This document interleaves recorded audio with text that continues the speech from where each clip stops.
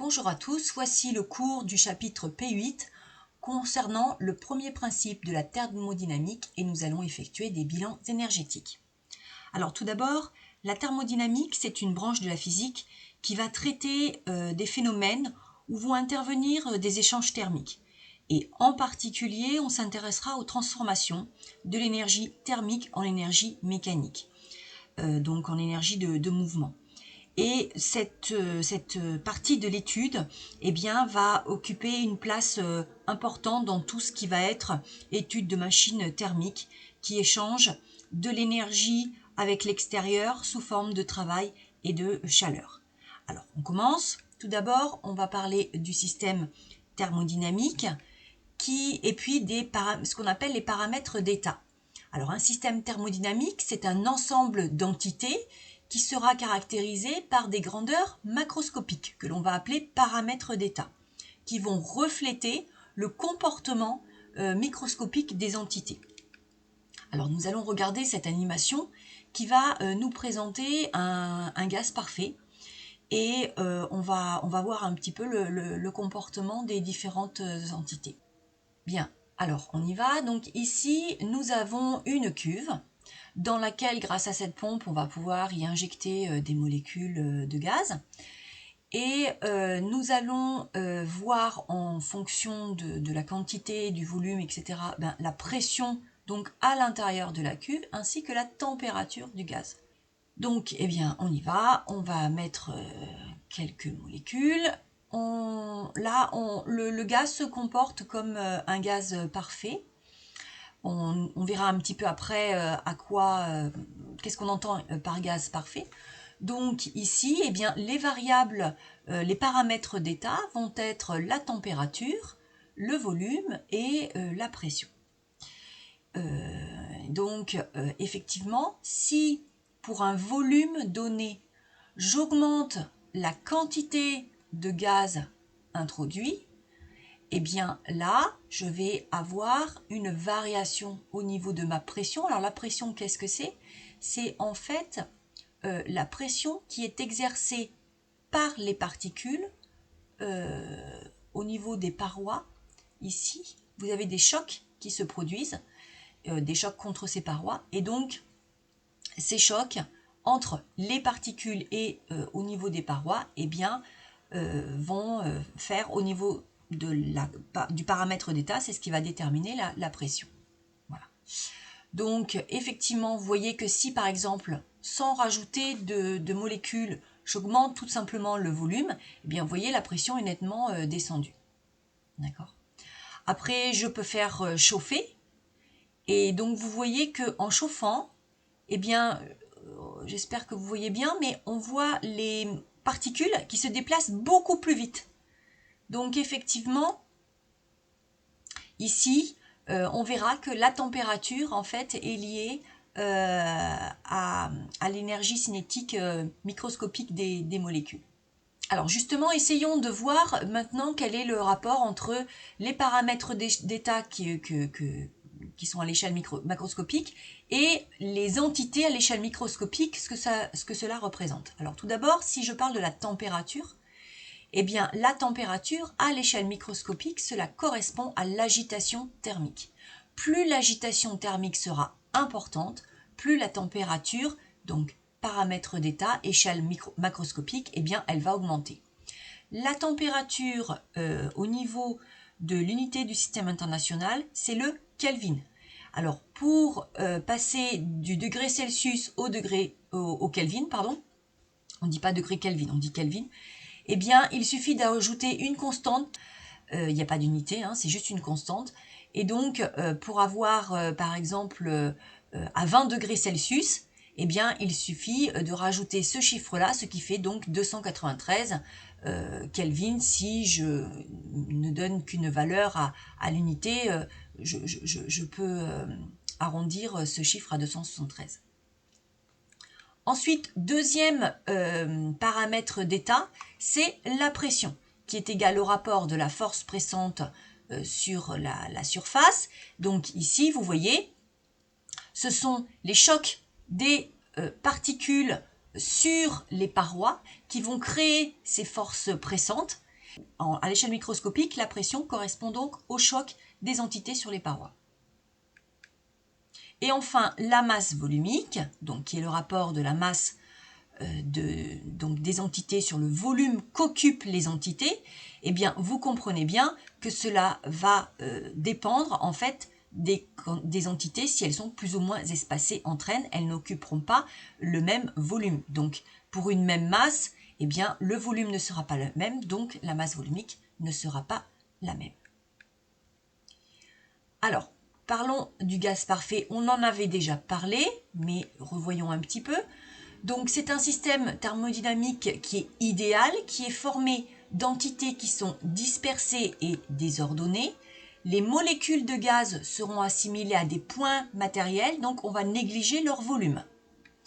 Les interactions entre les particules seront négligées et l'équation d'état des gaz parfaits, vous la connaissez, c'est PV égale nRT.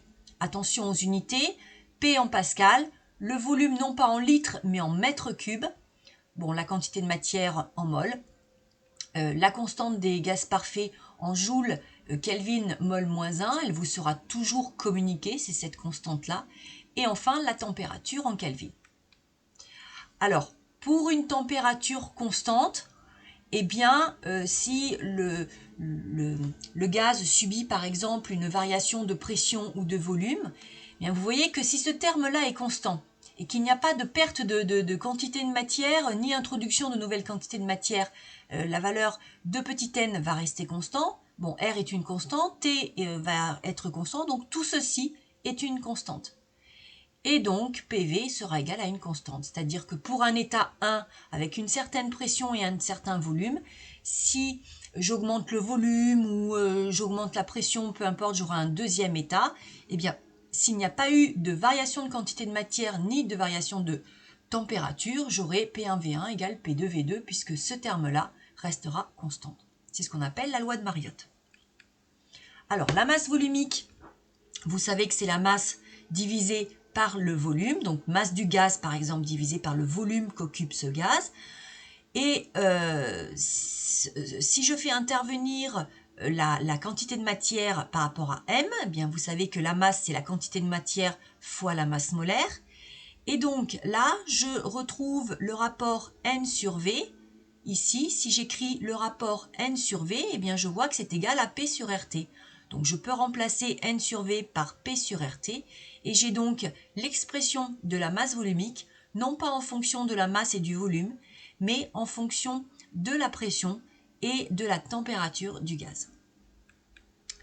Alors si la pression et la masse volumique du gaz sont trop importantes, eh bien on ne pourra plus considérer que ce gaz est parfait.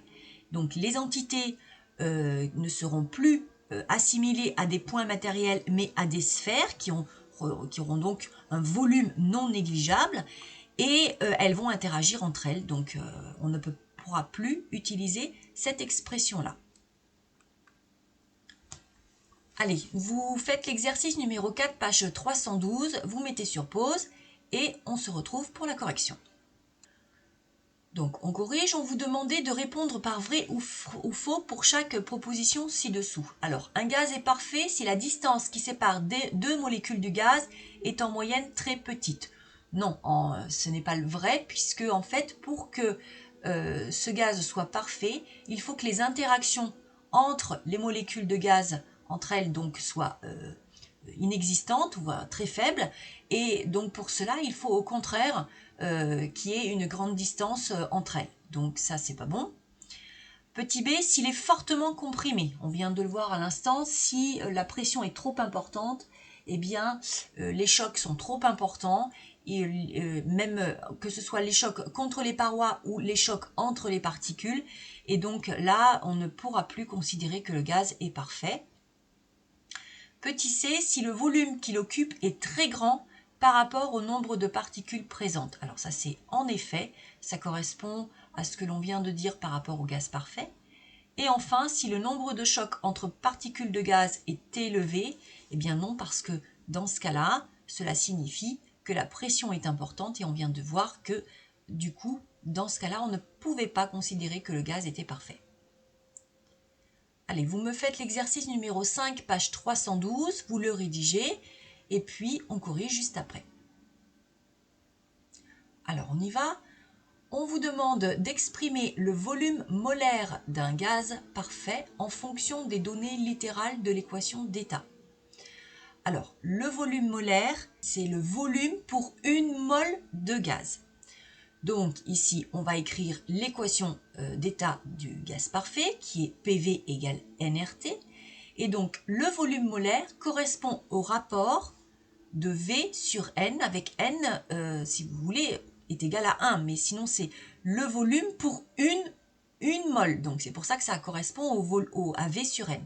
Donc, il suffit de modifier cette expression. On obtient RT sur P. Donc, comme le volume molaire, c'est V sur N, eh bien, on en déduit que le volume molaire, c'est RT sur P. Donc, il suffit ensuite de, avec les bonnes unités, de calculer ce volume molaire pour cette condition-là, pour ce qu'on appelle les conditions normales de température et de pression, puis les conditions standards de température et de pression.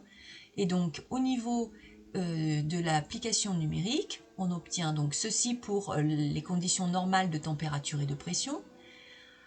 Au niveau des unités, donc R est dans le système des unités internationales. La température est en Kelvin, donc c'est bon.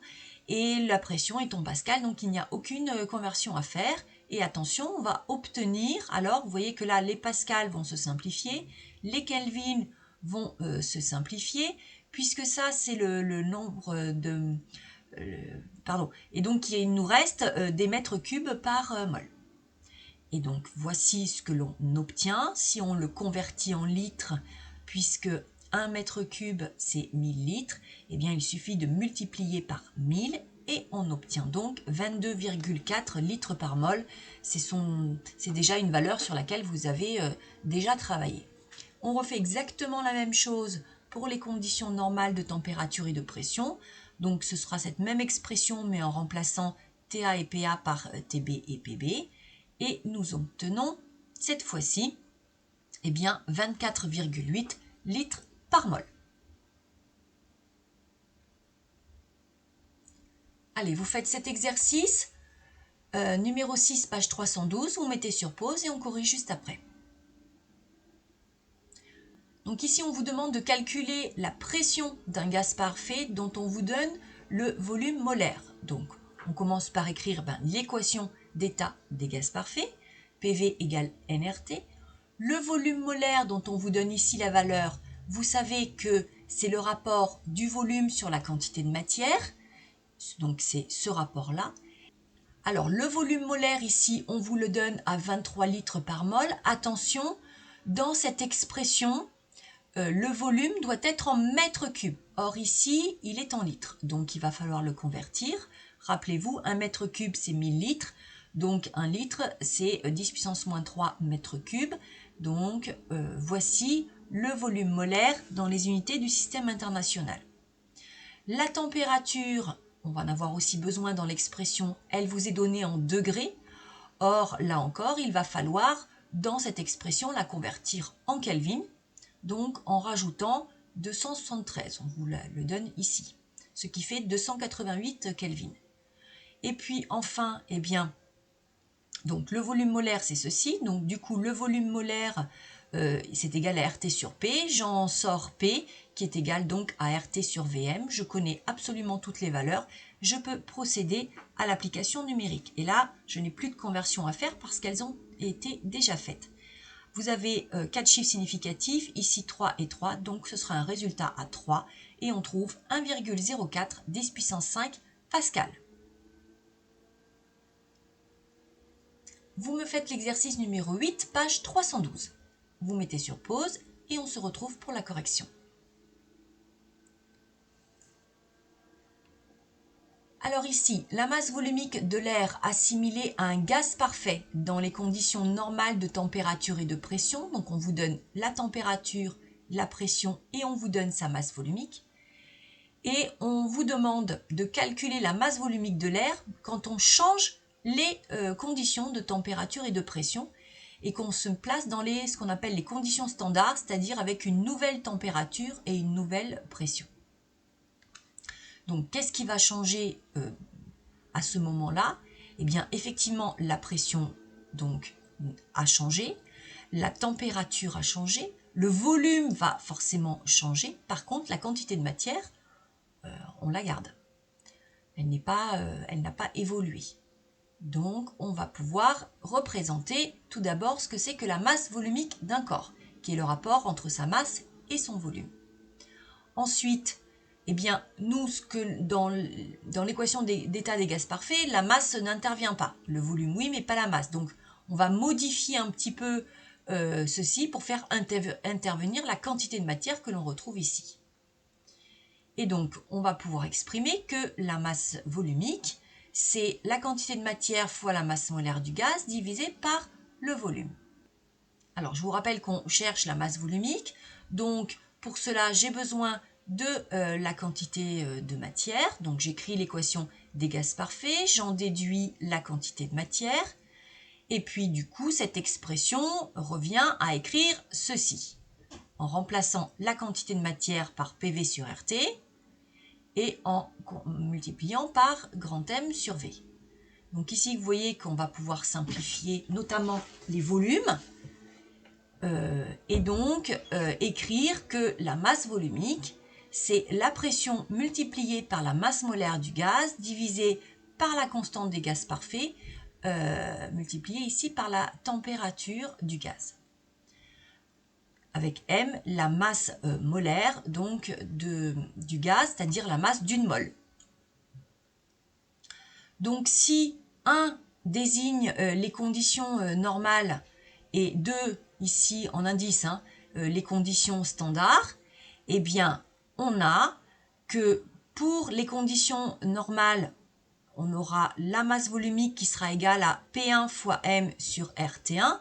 La masse molaire ne va pas changer, que ce soit dans un cas ou dans l'autre, c'est le même gaz. Et puis on pourra écrire la même chose pour les conditions standards. Et donc, en jouant là-dessus, puisque la masse molaire étant égale, si vous sortez M de ces deux expressions et que vous écrivez qu'elles sont égales, eh bien on en déduit ceci. Donc, puisque je connais la masse volumique pour les conditions 1, à savoir celle-ci, je connais ensuite toutes les valeurs qui sont dans les unités du système international, je vais pouvoir directement calculer la masse volumique dans cette condition-là. Vous voyez que cette pression, elle est en pascal, celle-ci est en pascal, donc ça va simplifier. Ici, des kelvins et des kelvins, ça va simplifier. Donc en fait, l'unité de ρ1 sera la même que l'unité de ρ2. Donc là, ce n'est pas la peine que je les change au niveau des unités. Je peux garder cette unité-là qui sera donc la même que ρ2. Et on obtient avec 3 chiffres significatifs 1,17 g par litre au lieu des 293 g par litre pour la condition numéro 1.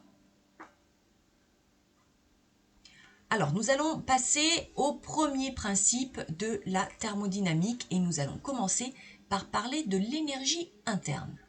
Alors, l'énergie interne, que l'on notera toujours grand U, d'un système thermodynamique, est la somme de son énergie cinétique microscopique, qui est liée à l'agitation thermique.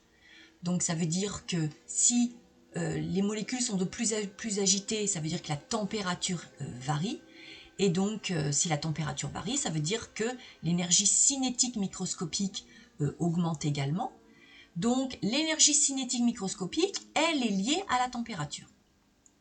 Et la somme, donc, je vous ai dit, de cette énergie cinétique microscopique, ainsi que de l'énergie potentielle microscopique, qui est due aux interactions entre les particules. Par exemple, lorsque un système va changer d'état, va passer de l'état solide à l'état liquide ou par exemple, eh bien son énergie potentielle microscopique va varier. Donc, on peut écrire que l'énergie interne d'un système, c'est la somme de son énergie cinétique et potentielle, mais microscopique. Cela s'exprime bien sûr en joules. Et donc, l'énergie totale d'un système sera la somme de toutes ces énergies, que ce soit ces énergies macroscopiques, mais également microscopiques. Donc vous reconnaissez ici l'énergie macroscopique liée à la vitesse d'un corps, l'énergie potentielle liée à l'altitude de ce corps par rapport à un niveau de référence, et enfin de son énergie U. Donc ici, l'énergie totale, si vous voulez, c'est l'énergie mécanique plus l'énergie interne. Et l'énergie interne étant égale à ceci. Alors, on va parler à présent de transfert d'énergie. Un système thermodynamique, lorsqu'il a été défini par rapport à un autre milieu qui est systématiquement noté milieu extérieur, eh bien, nous, on travaillera sur le système.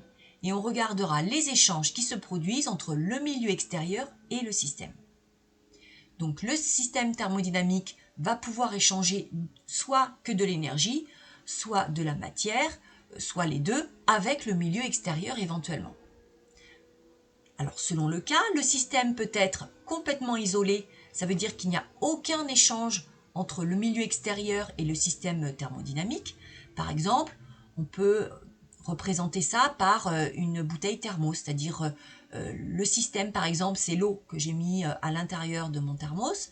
Ce thermos, il a une paroi qui permet de limiter, voire sur un temps assez court, de faire en sorte qu'il n'y a aucun échange entre l'extérieur et l'eau qui se trouve ici à l'intérieur. Donc on dit alors que le système est isolé. Il n'y a pas d'échange de chaleur, par exemple.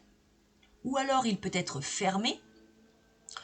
Par exemple, c'est juste une bouteille d'eau fermée, mais il y a un échange d'énergie avec l'extérieur. Si vous mettez de l'eau chaude, par exemple ici, eh bien, au contact avec l'air extérieur, enfin le flacon, eh bien, vous aurez un échange thermique parce que, effectivement, ce liquide va se refroidir avec le temps, alors que là, il va rester chaud beaucoup plus longtemps. Et enfin, il peut être aussi ouvert, où là, je peux avoir un échange de matière et d'énergie avec l'extérieur. Si ici c'est ouvert, eh bien j'ai un échange de matière, ne serait-ce qu'avec l'air, qui rentre en contact avec la surface de mon liquide, par exemple. Donc voici les trois termes que l'on va pouvoir utiliser pour parler du système thermodynamique, donc isolé, fermé ou ouvert. Alors, au niveau des modes de transfert d'énergie, ils sont de deux types. Il y a tout d'abord le travail, qui peut être mécanique ou électrique. Dans le cas d'un travail électrique, je vous rappelle ici l'expression du travail électrique, qui est le produit de la tension par l'intensité et par le temps pendant lequel le courant circule. Et puis, un transfert thermique, qu'on appelle aussi chaleur. Alors, si transfert thermique il y a, ce sera toujours du corps le plus chaud vers le corps le plus froid. C'est le corps le plus chaud qui va fournir de l'énergie au corps le plus froid et non l'inverse. Et donc on peut représenter ceci par faire ce symbole de flèche. Donc c'est le corps chaud qui va fournir de l'énergie thermique au corps froid. L'énergie thermique, on l'appellera toujours par la lettre Q majuscule. Lors d'un changement d'état, ça vous n'avez pas à l'apprendre par cœur, on vous le donnera. Eh bien, vous savez que par exemple, si j'ai un glaçon qui est en train de fondre, eh bien, le système extérieur, donc l'air par exemple, va réchauffer le glaçon et donc il va passer de l'état solide à l'état liquide. Et bien pendant tout le temps du changement d'état, vous savez que pour un corps pur, ce changement d'état se fait à température constante. Et pour autant, donc il n'y a pas de variation de température, mais pour autant, le glaçon reçoit de l'énergie. Eh bien, quelle énergie reçoit-il? Eh bien, c'est la masse donc du glaçon multipliée par ce que l'on appelle la chaleur latente de changement d'état, qui bien sûr est constant pour un corps précis, c'est-à-dire que cette valeur ne sera pas la même si on parle du fer ou de l'eau ou je ne sais quoi encore comme matériau. Évidemment, ça va dépendre de la nature du système. Alors, au niveau de la convention de signes, le système thermodynamique, c'est lui votre objet d'étude. Eh bien, dès qu'il va recevoir de l'énergie, que ce soit sous forme de travail ou thermique ou les deux, de l'extérieur, il sera compté positivement, ce transfert. Donc ici, par exemple, Q sera positif. Au contraire, si l'énergie est fournie par le système au milieu extérieur, donc c'est perdu pour lui, donc là, eh bien, par convention, on comptera cette valeur transférée de façon négative. Donc Q, par exemple, pourra être négatif si jamais on parle de transfert de chaleur. Donc à chaque fois, quand le système reçoit de l'énergie pour lui, donc c'est positif, c'est un petit peu comme votre porte-monnaie, hein.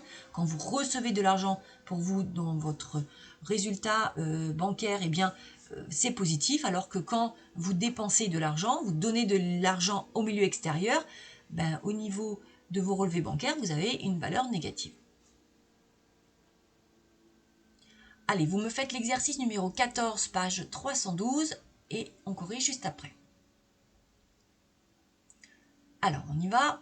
On vous dit qu'en pelote à main nue, lors d'un engagement, la balle en cuir donc s'échauffe et on vous demande de relier les différents types d'énergie à la grandeur physique qui lui est associée. Alors, on y va. On va faire d'abord tout ce qui est macroscopique, parce que ça, vous le connaissez, l'énergie cinétique macroscopique et l'énergie potentielle macroscopique. Donc vous savez que l'énergie cinétique macroscopique, 1/2 de mv carré, elle est liée à la vitesse donc de la balle. Pour l'énergie potentielle macroscopique, eh bien elle sera liée à son altitude, c'était EPP égale mgh, ou mgz si vous voulez.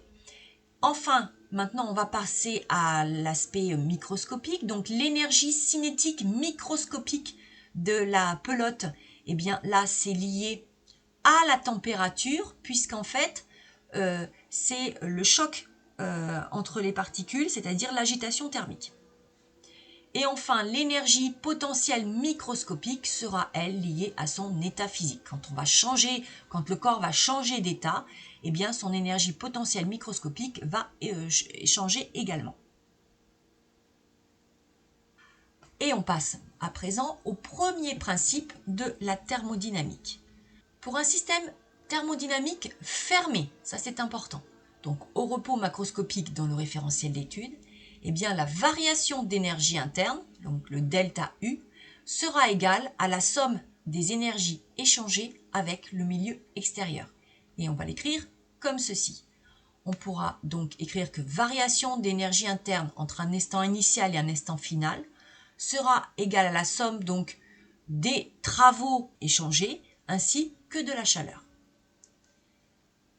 Cette variation d'énergie interne, si on parle d'un système incompressible, que ce système incompressible soit liquide ou solide, d'une certaine masse volumique, qui ne bouge pas, et qui va changer de température, par exemple qui va se réchauffer ou qui va se refroidir, eh bien on va pouvoir l'écrire sous cette forme-là. C'est-à-dire que cette variation d'énergie interne, ce sera donc la masse du système, multipliée par une constante que l'on appelle la capacité thermique, ici massique, et multipliée par la différence de température entre l'instant initial et l'instant final donc du système. Attention, T c'est une température, hein, ce n'est pas un temps, hein, je parlais juste de la température finale moins la température initiale. Alors on peut aussi l'écrire comme ceci, c'est-à-dire plutôt que d'avoir petit m petit c, c'est un grand C, donc ça veut dire que petit m fois c c'est égal à grand C. Donc au niveau des unités, vous avez une masse en kilogrammes, petit c ici qui est en joule kilogramme moins 1, Kelvin moins 1, mais aussi on peut l'exprimer en joule kilogramme moins 1, degré Celsius moins 1. Pourquoi? Parce que si par exemple la température initiale c'est 0 degré Celsius, et la température finale, c'est 25 degrés Celsius. TF moins TI, c'est bien 25 degrés moins 0 degré, ça fait bien 25. Mais si vous convertissez ces deux températures en Kelvin, eh bien 0 degrés Celsius, c'est 273 Kelvin, et 25 degrés Celsius, c'est 298 Kelvin. Si vous faites 298 moins 273, vous obtenez aussi 25. Donc, de toute façon, puisque c'est une différence de température, vous pouvez exprimer aussi bien les températures en Kelvin qu'en degrés Celsius. Alors par contre, évidemment, dans la même unité. mais au niveau de la variation, ça ne changera rien. Donc on peut aussi dire que petit c, c'est en joules kilogramme moins 1, degré Celsius moins 1. Donc comme je vous disais, petit c, ça s'appelle la capacité thermique massique du système, donc en joules kilogramme moins 1, Kelvin moins 1. Mais si j'utilise plutôt grand C, qui est donc égal à ce produit-là, eh bien on appelle ça la capacité thermique, donc il y a le mot massique en moins là, du système. Et vous voyez que grand C, c'est delta U sur une variation de température, donc c'est en joules Kelvin moins 1. Mais on peut l'écrire du coup aussi en joules degré Celsius moins 1, puisque c'est une variation de température. Alors, au niveau du bilan énergétique, voici la méthode que vous allez toujours utiliser. Tout d'abord, il faudra définir le système thermodynamique au repos macroscopique. Est-ce qu'il est isolé, fermé, voilà. Ensuite, il faudra identifier tous les transferts d'énergie et les classer. Si cette énergie est reçue par le système, vous la noterez de façon positive. Si au contraire, elle est fournie au milieu extérieur, vous la compterez de façon négative. Ensuite, vous appliquerez le premier principe de la thermodynamique. Et si variation de U est égale à W plus Q, si le système est isolé, eh bien ça veut dire qu'il n'y a aucun échange avec l'extérieur, alors cette variation sera nulle. Donc il n'y aura pas de variation d'énergie interne. Si le système est fermé, eh bien deux cas possibles, soit le système chauffe ou au contraire le système se refroidit. Allez, on va faire l'exercice numéro 18, page 314. Je vous laisse le faire et puis on corrige juste après. Alors, on vous dit ici que l'eau de la théière ci-contre, donc à l'intérieur, est chauffée jusqu'à la température de 80 degrés Celsius. Et on va négliger tout échange thermique par le bec verseur. Nous allons identifier les transferts d'énergie entre le système. Attention, le système ici, on vous dit, c'est l'eau et la théière. Donc c'est l'eau qui est à l'intérieur, plus cette théière là qui semble être en métal par exemple, et donc le milieu extérieur. Donc ici, le système eau-théière va recevoir un transfert thermique de la part de la plaque chauffante, qui est juste ici en dessous, mais va également céder de la chaleur à l'air ambiant, c'est-à-dire que l'air qui se trouve autour, là, qui a une température évidemment moins importante que la théière, eh bien, du coup, va recevoir aussi de la chaleur de la part de cette théière. Et on vous demande ensuite d'énoncer puis d'écrire le premier principe pour ce système. Donc, d'après le premier principe de la thermodynamique, pour le système donc aux théières, eh bien, la variation d'énergie interne delta U, elle est égale à la somme du travail ainsi que de l'énergie thermique échangée.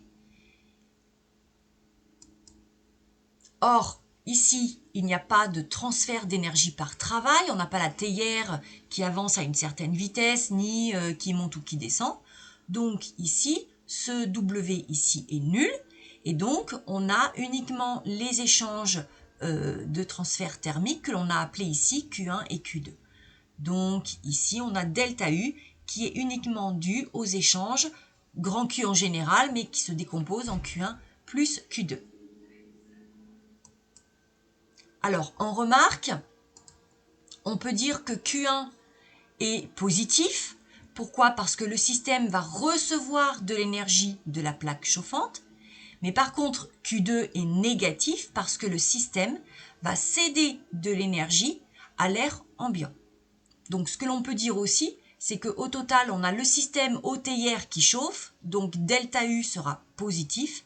Ça veut dire que Q1 plus Q2 sera positif. Ça veut dire que Q1 sera plus grand que Q2. En effet, le système va recevoir plus d'énergie de la part de la plaque chauffante que ce qu'il va céder à l'air ambiant. Et sinon, le système ne pourrait pas chauffer. Vous passez à l'exercice numéro 22, page 314. Alors on corrige. On vous dit que pour préparer une soupe miso-instantanée, on verse le contenu du sachet dans une masse de 150 g d'eau qui se trouve à la température initiale de 20 degrés Celsius. Alors ici, notre système, c'est l'eau. C'est l'eau qu'on va mettre dans ce petit bol de soupe-là. qui va être un système considéré comme incompressible. On néglige l'influence du contenu du sachet sur l'eau et on vous dit qu'on chauffe l'eau pour la mener à une température finale que l'on va appeler θF. Donc initialement, il est à 20 degrés et on veut la mener à θF. Et on vous demande d'exprimer la variation d'énergie interne entre l'instant initial et l'instant final, donc de notre système de l'eau, en fonction de sa masse et de sa variation de température entre les deux instants. Donc ici, ce qui est important, c'est le mot incompressible. Le fait que le système soit incompressible, eh bien on a vu une relation juste avant qui va nous permettre de calculer cette variation d'énergie interne. En effet, cette variation d'énergie interne entre les deux états s'exprime par mc delta T. Donc ici m, la masse de l'eau, c, la capacité thermique massique de l'eau qui vous est donnée ici, et multiplié par la différence de température entre l'état final et l'état initial. Là, les températures sont en degrés, d'accord, mais ça ne pose pas de problème. Donc, voici la réponse à la question 1. La masse, elle est connue, elle fait 150 grammes. Donc, on connaît toutes les valeurs ici. Enfin, je ne connais pas θF, hein, mais voilà comment on peut l'exprimer. On vous dit maintenant, en deuxième question, que la variation d'énergie interne de l'eau à obtenir pour que la température de l'eau atteigne la valeur finale souhaitée vaut cette valeur-là. Et on vous demande d'exprimer et donc de calculer θF. Donc en fait, vous connaissez cette valeur, vous connaissez celle-ci, vous connaissez celle-ci, vous connaissez celle-ci, il suffit d'exprimer θF. Donc il va falloir modifier un petit peu cette formule. Donc déjà, en faisant passer le MC de l'autre côté, vous n'aurez plus que θF moins θI, et puis vous basculerez le θI de l'autre côté. Attention, là, ça sera donc le moins qui va devenir un plus, et voici l'expression que vous allez obtenir. Au niveau des unités, on a ici une variation d'énergie en joules. Puisque C est en joules par kilogramme par degré Celsius, il faut absolument que la masse ici soit en kilogrammes. Et enfin, tout cela, ça revient, il n'y aura plus d'unité. Et donc l'unité de θI sera la même que θF, à savoir des degrés Celsius. Donc voici ce que ça donne au niveau du calcul. J'ai simplement donc pensé à convertir la masse en kilogrammes. Et on obtient avec deux chiffres significatifs 87 degrés. Donc la soupe, lorsqu'on a fourni cette énergie-là, eh bien, atteint la température de 87 degrés Celsius. Voilà, ce cours est terminé. J'espère que vous avez bien compris. N'hésitez pas à noter vos questions et à me les poser ensuite en cours. À très bientôt.